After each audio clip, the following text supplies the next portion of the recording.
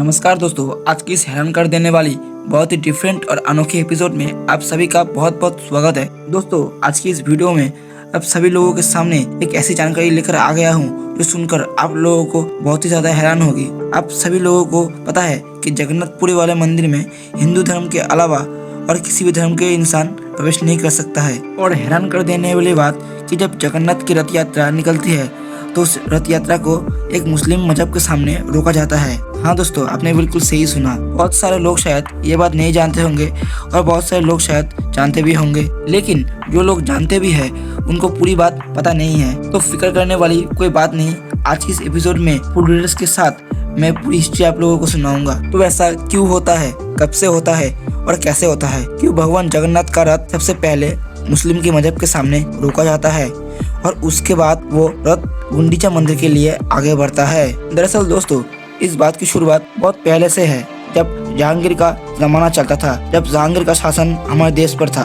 जहांगीर का एक सूबेदार था जो जगन्नाथपुरी में रहता था। इस सूबेदार को एक ब्राह्मण महिला से प्यार हो गया जो कि विधवा थी।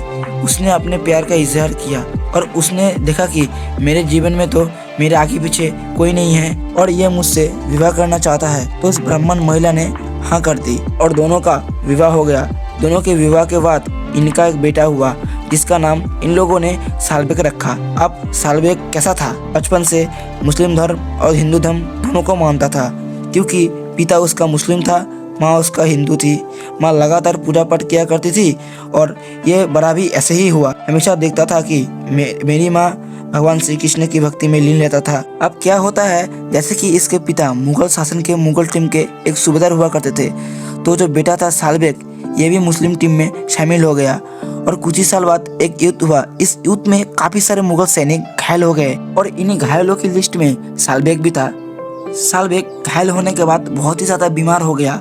सालबेग का बहुत सारा जगह में इलाज हुआ, लेकिन सालबेग ठीक नहीं हो पा रहा था। उसे उनकी माँ ने बोला कि भगवान जगन्नाथ से आशीर्वाद ले, भगवान जगन्नाथ से ये मन्नत कर कि मैं जल्दी ठीक हो जाऊँ। और उसने वही किया। भगवान जगन्नाथ की भक्ति करने लगा और उसे भगवान जगन्नाथ से आशीर्वाद भी मिल गई। भगवान उसके ऊपर प्रसन्न हो गए और उसका जो परेशानी थी, जो कोई भी हॉस्पिटल या कोई भी वैद्य, कोई भी हाकिम ठीक नहीं कर पा रहा था, वो ठीक हो गया। और भगवान जगन्नाथ की इस अपार शक्ति को देखकर वो काफी ज्यादा खुश हुआ। उस दिन के बाद से वो भगवान का मानो बहुत बड़ा भक्त हो गया। हर टाइम भगवान श्री कृष्ण की भक्ति में रहता था और अब इसने मुगल सेना को भी छोड़ दिया था और अपना पूरा समय भगवान की भक्ति में ही रहता था। एक दिन क्या हुआ कि वो सोचा कि मैं तो हर समय घर पे ही बैठकर भक्ति करता हूँ। वो मंदिर में प्रवेश करने की कोशिश किया, लेकिन जैसे कि आप लोगों को पता है, वहाँ पर हिंदू धर्म के अलावा किसी भी धर्म को लोग मंदिर में प्रवेश नहीं कर सकता था। और यह अब से नहीं, बहुत पहले से ही चले आ रहा था। सालबेग तो मंदिर के अंदर प्रवेश नहीं कर पाया। उसने सोचा कि कोई बात नहीं, मैं जगन्नाथपुरी छोड़कर वृंदावन चले जाऊंगी। और वो वृंदावन चला गया और वृंदावन में जाकर भगवान की भक्ति करने लगा। काफी साल बीत गया। अब एक टाइम क्या आया कि फिर से उसकी तबीयत बहुत खराब हुई और उसकी बहुत ज्यादा उम्र भी हो गई थी, बूढ़ा भी हो गया था। और उसने सोचा कि मेरा आखिरी टाइम चला आ रहा है, मैं जगन्नाथ मंदिर ही चले जाता हूँ और मैं वहीं पर रहूंगा और अपने बाकी के जीवन भगवान के नाम पर समर्पित कर दूंगा। और वो वहाँ पर रहने लगा। और यहाँ पर रथ यात्रा बहुत पहले से ही निकलती थी। ऐसा नहीं कि आप में से निकलती थी, बहुत पहले से ही निकलती थी। अभी जब जगन्नाथपुरी वापस आ गया तो ऐसा था कि भगवान का दर्शन कर लेते थे। तो भगवान के दर्शन इसे साल में एक बार हो जाते थे। जब रथ यात्रा निकलती थी इसके घर के सामने से, तो ये भगवान के दर्शन कर लेते थे, हाथ जोड़ लेता था और अपनी साल भर की भक्ति को मान लेता था कि इस साल की भक्ति मेरी पूरी हो गई। और वो फिर से भगवान की भक्ति में लीन हो जाता था। तो ऐसे इसका जीवन कट रहा था। एक बार की बात है, इसे किसी काम से ना जगन्नाथपुरी से वापस वृंदावन जाना था और वो वृंदावन चले गए। उस काम में वो वृंदावन में अटक गया और इधर पर रथ यात्रा की समय आने लगा।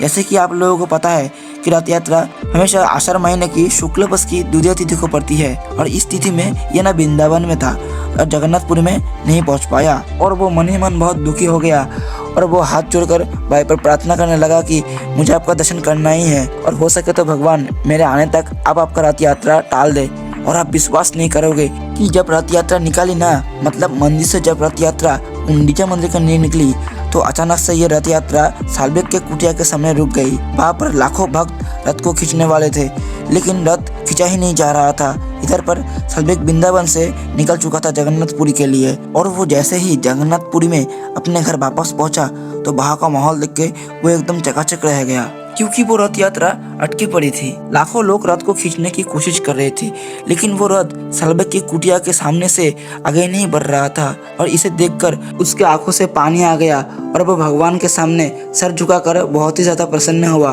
और इसके बाद ही वो रथ यात्रा वहां से आगे बढ़ा।